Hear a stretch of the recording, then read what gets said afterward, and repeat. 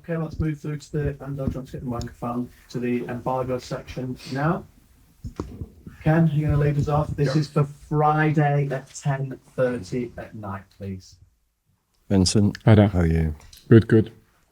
One of the junior investors in the club was quoted at the Super Bowl this week, or on Sunday, basically saying that, of course, you would have a plan if you go down in terms of the future. Do you go along with that? Do you have a plan? I mean, I'm not expecting you to say, oh, you know, we're done. We've lost 17 games, we're done. No manager would say that, but at the same time, have you got a vision for the future of what Burnley will be like and possibly having to come back again? Look, so it's really important to stress for me that these plans were made probably back in the summer about what a scenario looks like if you stay up and what a scenario looks like if you go down, and you build around that.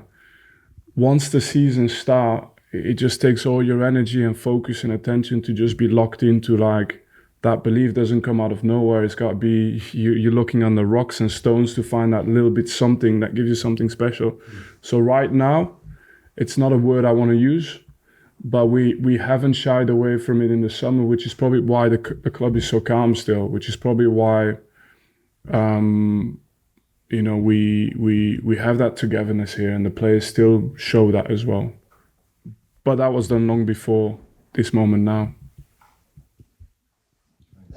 Vinny, just going on from that point, there's great stability at this club. If other clubs were in your position, they'd be, I don't know, panicking, we'd be asking you questions like, do you fear for your job in this or account? But there's a calmness here, there's a long-term plan.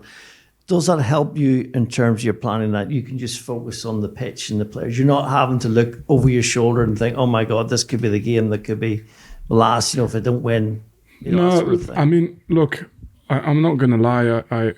I think I was lucky. At 17, I started at Anderlecht. So, I mean, I've been in that environment for more than 20 years, you know, and I fully understand that you know, nothing gets given, you know, so even the calmness that we have is not just given, you know, it's earned. But I don't think either scenario would unsettle me more. You know, it's more the effect we have on players, it's the effect we have on the next game. The goal should be to win the next game. We should always be aligned to that. The rest, which manager, who, what, it has personal implications, of course, but it's not something I think about. I really don't. And, you know, if I say to my players that the next game can always be the one that defines you more than any game you've played before, then look, Saturday. And then if it's not Saturday, the game after that. It's a mindset.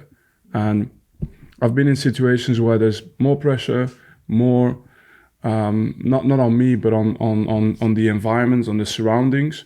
I've been in environments like this one where it's an example of how to go through tough times together. But I'm resilient for either scenarios. My main focus is the team and the results.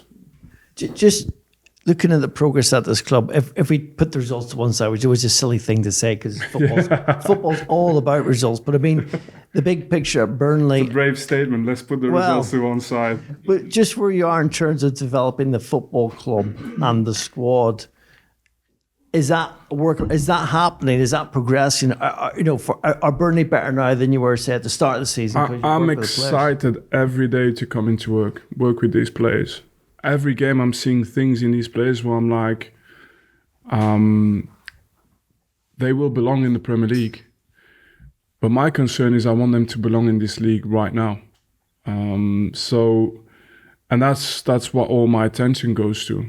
Many players where I'm like, you know, I can see the progress. You can name them yourselves, you know, and of course bringing in some fresh faces in January helps as well. So these guys are still going through that. And okay, you know, we have whatever amount of games left to play. That's always going to be, you know, any moment can be a turning point. That's how they've been performing. It's just the results, and